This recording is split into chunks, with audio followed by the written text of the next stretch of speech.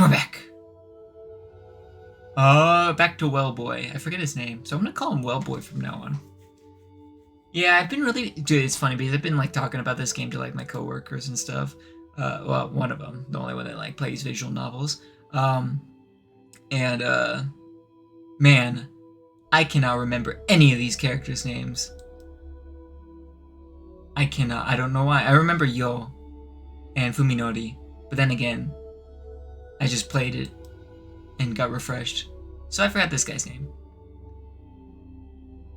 He has been buried alive. His world is the silence and cold of the grave. Ever since his voice gave out and he lost the strength to scream, no coherent thought has passed through Koji's mind. Oh, that's his name. Perhaps this is his brain's way of protecting him from despair.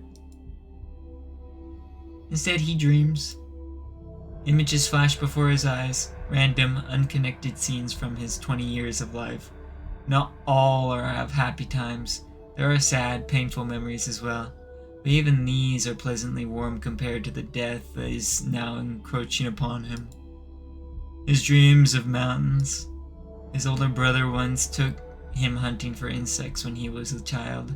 They sealed their caught butterflies in a plastic bag, only to later find themselves holding a bag of tiny corpses. Yeah, he dreams of his lover. Oh, she dead! They ate him. They met in a mixer, where he'd been the only one to realize that she couldn't hold her liquor. After she had too much to drink, he looked after her while she vomited in the back alley. They toasted each other with canned juice, and then...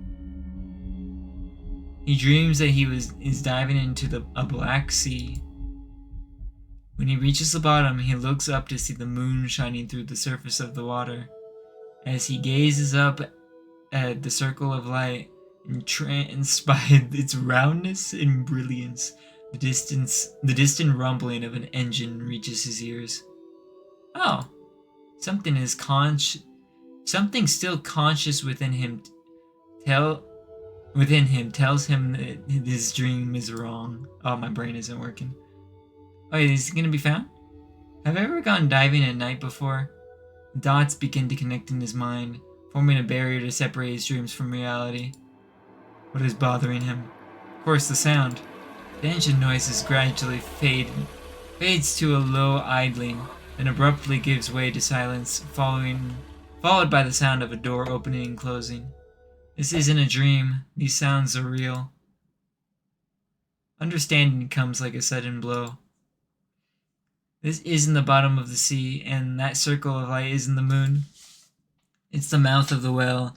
The sun has already risen, and someone is right outside with the car. The last piece falls into place, and he becomes Tono Koji once more. Koji shouts, surprised by how easily his voice emerges. His desperation blocks out the pain of his raw throat.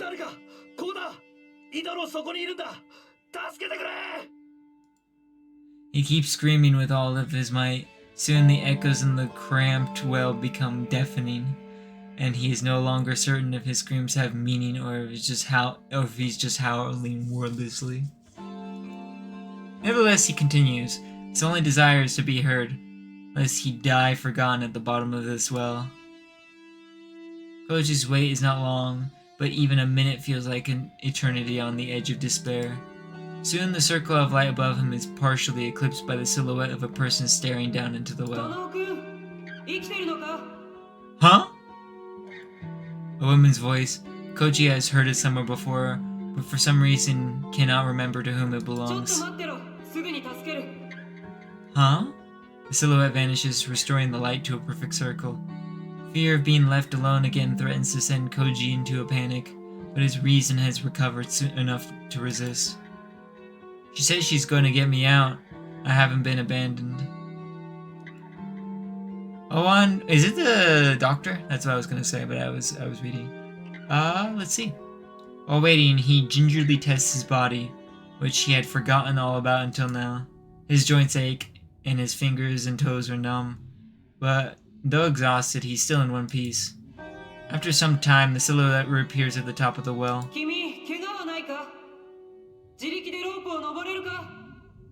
The It doesn't sound like the doctor. It honestly kind of has like a... I don't know. Maybe someone else will see. Koji lacks the confidence to attempt such a feat. His frozen fingers can barely move.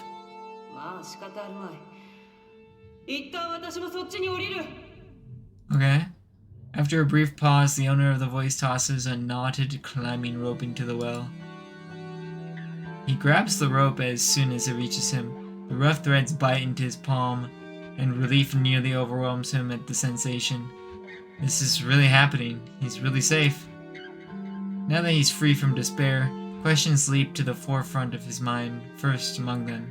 Who is the savior? The rope shakes as the woman climbs carefully down, the beam from the floodlight slung over his shoulder pushing back the shadow cast by her body. Soon she is standing in the same mud as Koji, and he finds himself face to face with... Oh, it is a doctor! Oh, damn. Okay, she just sounds really different up there. Yeah, okay, that makes sense. I mean, you sound different. Koji indeed had not imagined that his savior would turn out to be Dr. Tanbo Ryoko. Of course, it took him a moment to recognize her. Instead of a white gown and tight skirt, she is wearing a heavy leather coat, denim jeans, and boots with no heel. She must have expected a hike through the mountains. The light is a blocky all-purpose type featuring side-mounted fluorescent runners, in addition to the main floodlight survival gear, and professional grade by looking of it. Dr. Tanbo says wryly as she gives Koji a once-over. She pulls a flask out of her pocket and hands it to him. Okay. She walks around with a flask. Maybe Koji's just old-fashioned, but it doesn't seem appropriate for a young woman, and a doctor at that. Nevertheless, he unscrews the cap and takes a swig, and struggles to keep from coughing as the potent liquid sears his tongue. What is it?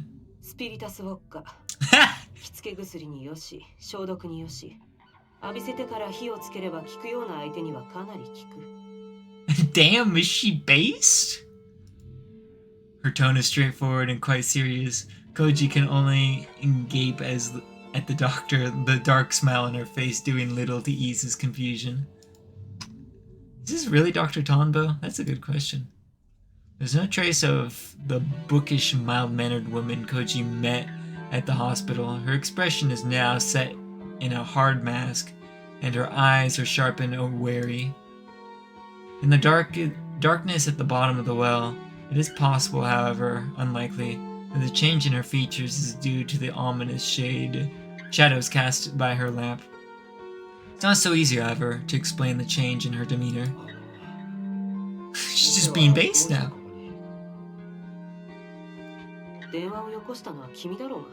Huh?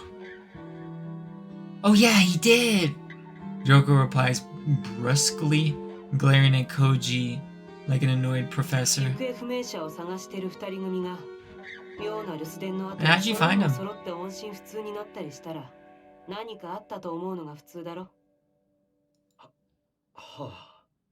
Didn't she tell... Oh yeah, he told her where she was going. I completely forgot about that. This makes perfect sense.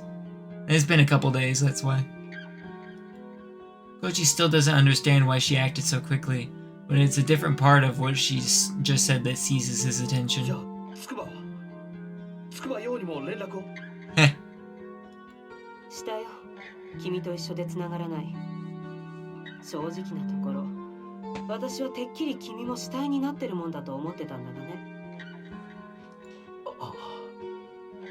Yeah, that's right. He almost died, and at the hands of the man he thought was his best friend.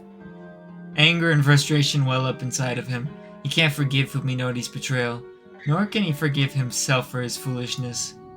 And now he has no idea if Tsukuba is safe. Fuminori tried to kill Koji. Could he have done the same to her?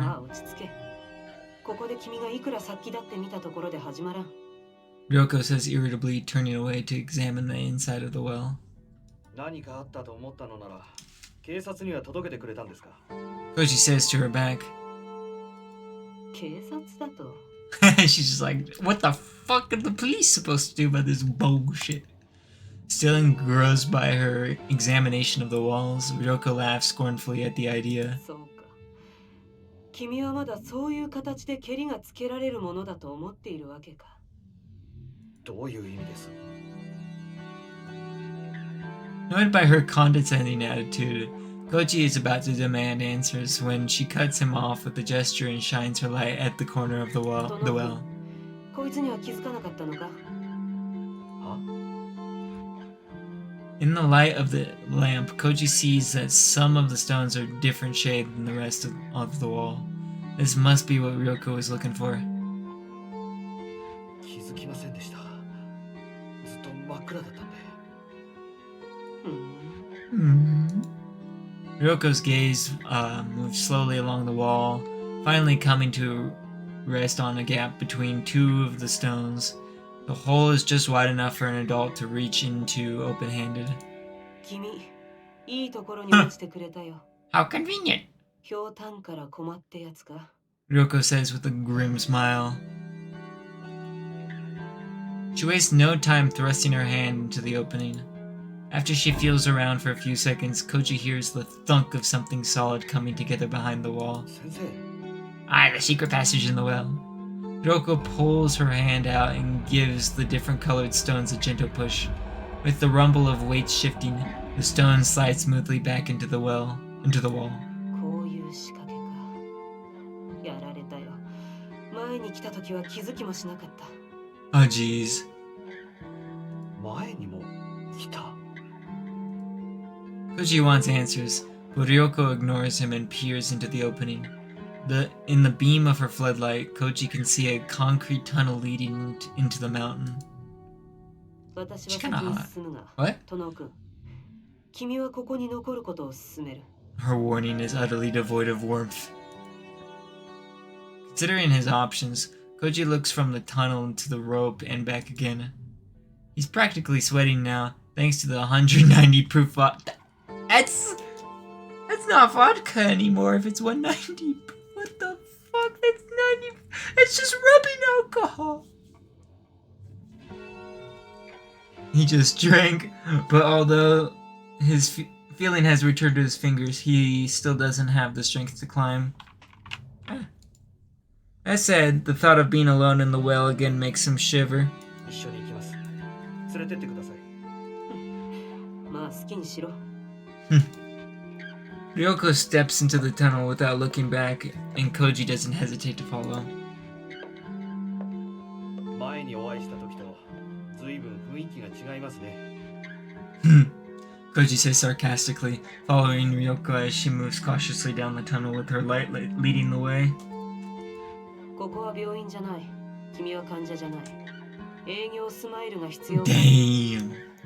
What the fuck? She's badass? What? じゃあこっちが先生の気ですか？さあ、どうだかな。 Damn. いいことだろ。 Ryoko suddenly stops and stares at the floor. When Koji looks over her shoulder, he sees a dust-covered rope lying coiled up in the middle of the path. 何です？あの井戸から降りてきたやつの小細工さ。 Oh jeez. Ryoko picks up the rope, examines it, and hands it to Koji. 長さは私が使ったロープのほぼ2倍。途中に結び目があって、端は両方とも切断されてる。この両端がつながって輪になってたのさ。 Okay. え？外のどこかにこの輪を引っ掛けて、井戸の底まで伝って降りる。 Yep. その後、ナイフで輪を切って井戸の中に引っ張り込めば、井戸の That's 中に置いて funnily enough, that's exactly how I thought about that. That makes perfect sense. Ryoko shines her light down the tunnel, revealing that it ends in the closed wooden door about 10 meters ahead. こうやってここに逃げ込んだやつは追っ手の目をくらませたのさ。や Yeah. られたよ。まんまと騙された。先生、さっき前にも来たっていうのは？ああ、君や咲坂君だけじゃない。私も以前王外を追ってこの別荘に来た。 Ryoko says dryly. Oh fuck, that's a fucking sawed-off shotgun. What? Okay. As Ryoko speaks, she opens her coat and pulls out what she had hanging underneath it. 他に出口がないとしたら、奴はまだ Oh, she's just gonna fucking kill him. にいるわけだ。 At first, Koji thinks that she is holding a steel pipe. Amazed that she would be carrying a weapon, Koji looks closer and is appalled when he realizes what it really is.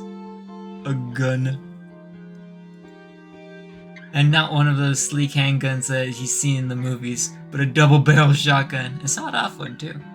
The stock and barrels have been sawed down for easier concealment, enhancing its aura of brutal efficiency. True, they are badass. I love them. 何ですかそれ。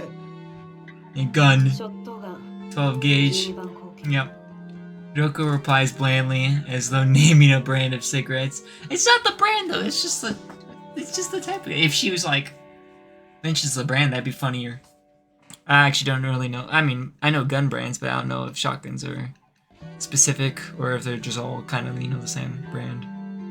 私にはこいつを持ち歩く資格なんてないし、こんな風に会話 It's true. I think it's illegal in the U.S. too, 他に質問は but I don't know. そんなもの持ち出して一体どうするつもりです。 Ryoko looks over her shoulder and gives Koji her most chilling smile yet. 王外の正体を初めて知った時、私はただの善良な一般市民だった。交通違反すら無縁のね。 Oh jeez, what did he do? That woman whom Koji believed was just a normal doctor waves her sawed-off shotgun menacingly as she continues, her tone sharp and bitter. あの時にこいつがあったなら、私は多分王外をきっちり What did he 殺せてい do? た。そうなってれば、もしかしたら君たちがこんな災難に巻き込まれることもなかったかもしれない。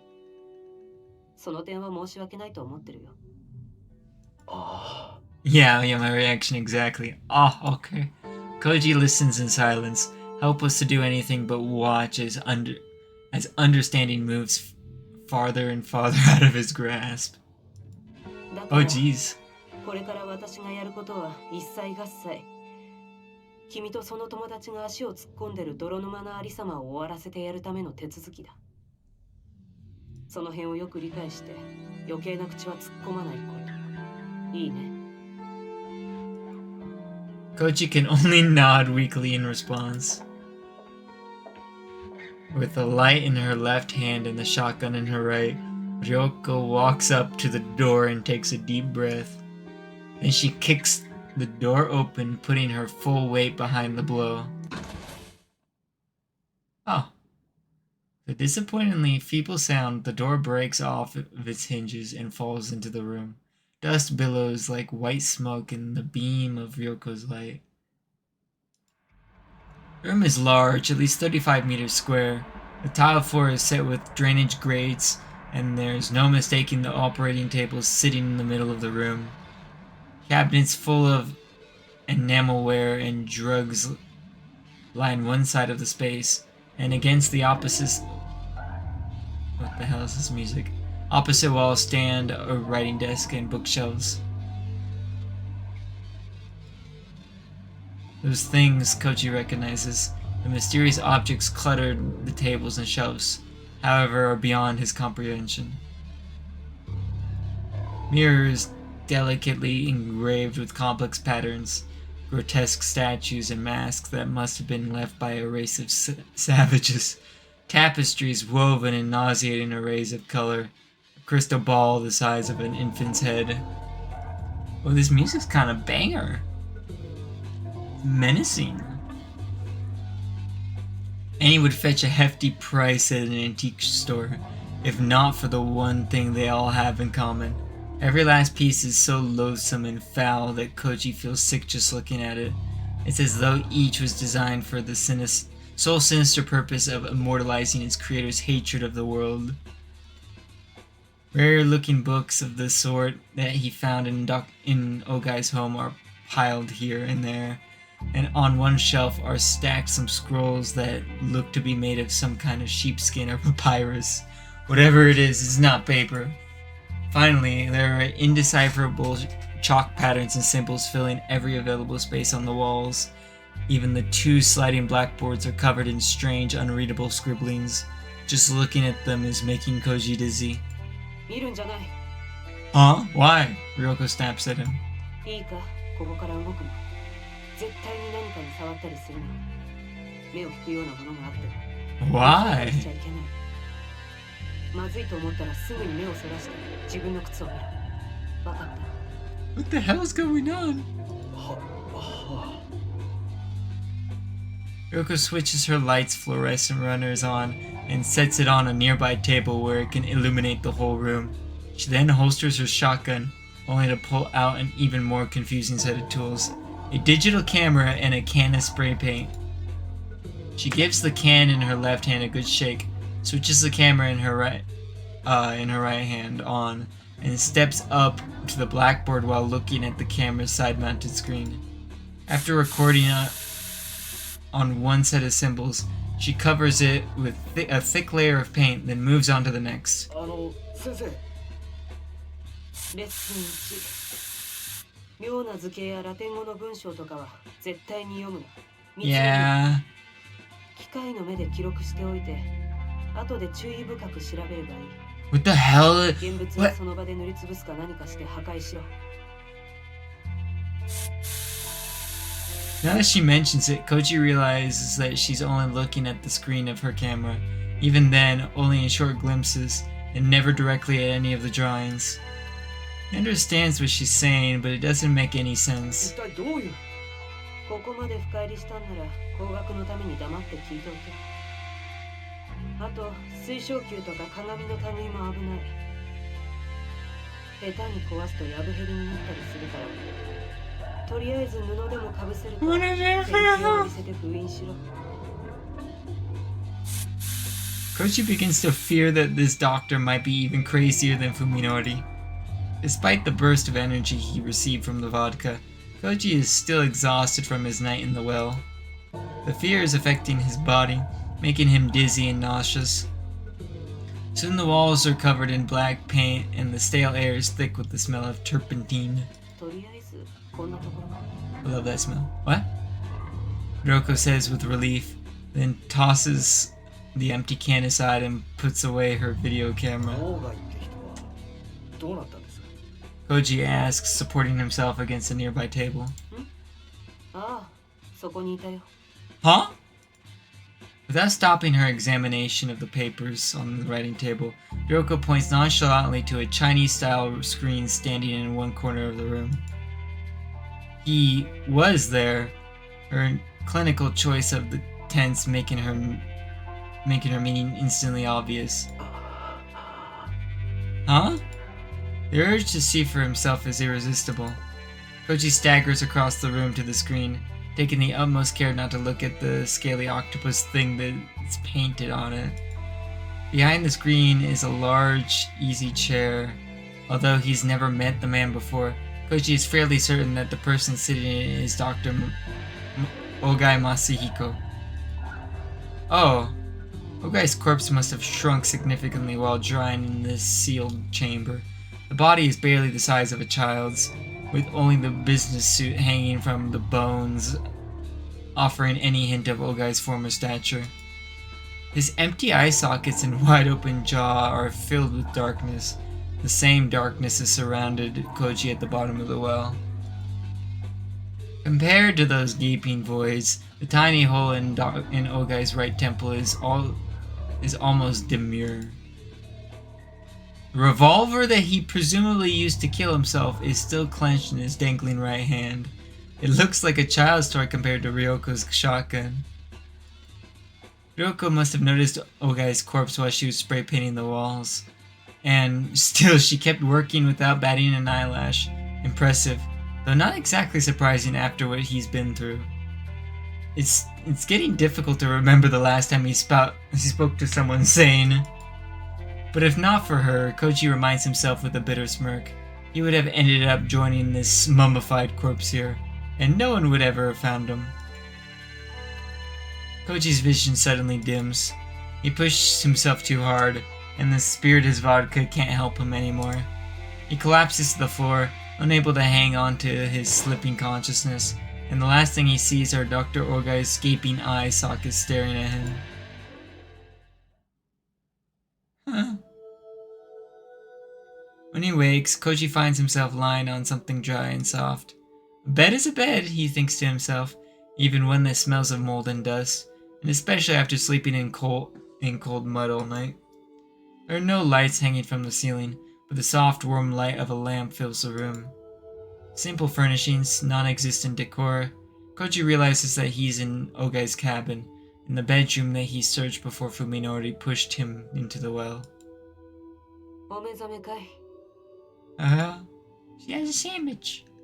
Ryoko is sitting in a chair against the wall, her expression blank as she studies the pile of documents on the table in front of her. She must have brought them up from Ogai's underground lab.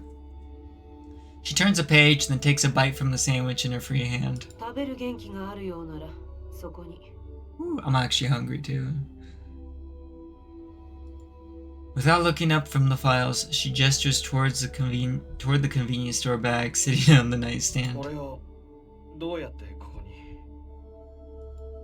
Koji can't imagine that a woman, even a woman like Ryoko, could have climbed out of the well with him on her back.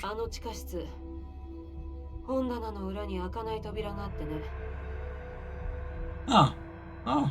Ryoko mutters, taking care not to let the explanation interfere with her reading or eating.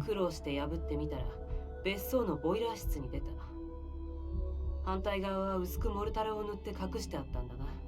ああ。隠し部屋に機材を運び込んでからドアを塞いで、その後は井戸から出入りしていたんだろう。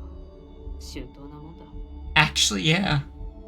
そこまでして隠さなきゃならないものがあの部屋にあったんですか？昔はね、それにさっきまでも。Having finished her sandwich, Ryoko picks up some unsorted papers with her free hand and waves them in the air. 世界中の研究者が誰もかも学会で演壇に登ってリサイタルをやりたがるわけじゃないのさ。自分一人が秘密に通じて、最後には自分のしたいもろとも秘密の墓穴にしまい込んで満足するような、そういう変態野郎もいるんだよ。Yeah. Koji still hasn't the slightest idea what Ogai's secret might have been. From what Ryoko said in the tunnel, however, he can guess that Fuminori is somehow involved. Koji asks desperately, no longer caring who he gets answers from. She should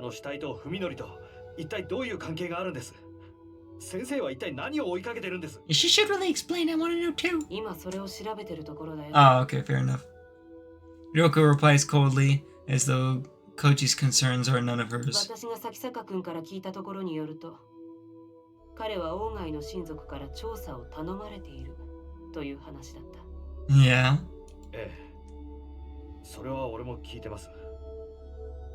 うん。そうか、一貫してるんだな。Ryoko pulls several sheets of loose leaf paper from a different だ file. が王外に血縁者はいない。私は崎坂君が嘘をついているものとばかり思っていた。だが、もう一つの可能性を考えるべきだった。彼は王外の親族を名乗る何者かにそそのかされていたのかもしれない。Ryoko pauses, then looks sidelong at サ Koji. ヤという名前に。Oh! Yeah, it does. サヤ？いえ、誰なんですか？さて誰なのか何なのか読めば読むほどわからなくなっていく。She sighs bitterly, then returns her attention to the papers in her hand. 間違いなく言えるのは、そいつが王外の研究の核にあるものらしいということ What is she? もし崎坂君がこのサヤと呼ばれるものとすでに深く関わっているのなら、彼はもう引き返せないところまで踏み込んでいるということになる。Icy certainty in Ryoko's voice sends a chill down Koji's だ spine. としたらどうするつもりなんです？文則を。He has to ask, even though he already knows the answer. さっきも言ったよね。1年前の私も手元に銃を持ってればってどれだけ後悔したか知れないんだ。 Roko replies, smirking at the tension in Koji's も voice. う二度と後悔するつもりはない。俺が警察に行けば済むことです。 Roko doesn't respond, as though she didn't even hear what Koji just み said. のりがやったことは殺人未遂です。俺が訴えればあいつは犯罪者として。 Koji continues persistently. 目撃者は、物証は、咲坂君が君を殺す動機は。 Roko cuts him off harshly. なあ、殿君。君は警察の仕事についてひどく勘違いしてる。 Beast? 彼らの職分は正義を貫くことでも、 Oh! の安全を守ることでもない。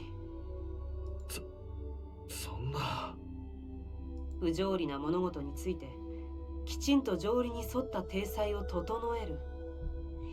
これが警察っていう役所の仕事だ。 Yep. 彼らの思考はいつだってより理解しやすい方、より説明しやすい方に傾いていく。それこそ水が低い方へ低い方へと流れていくように。事実がどうあろうと彼らには興味ない。彼らが感知するところではないんだよ。小説よりなる事実。 She's spitting. そこまで決めつけることないでしょう。話してみなければ分かりませんよ。そう、わからない。そこが問題だ。 Roko states as she pulls another sandwich out of the bag. She hasn't spared Koji a second glance since looking at him earlier. Even while talking, her attention is always focused on the papers in front of her. Alright. That's where I'm ended today. Bye!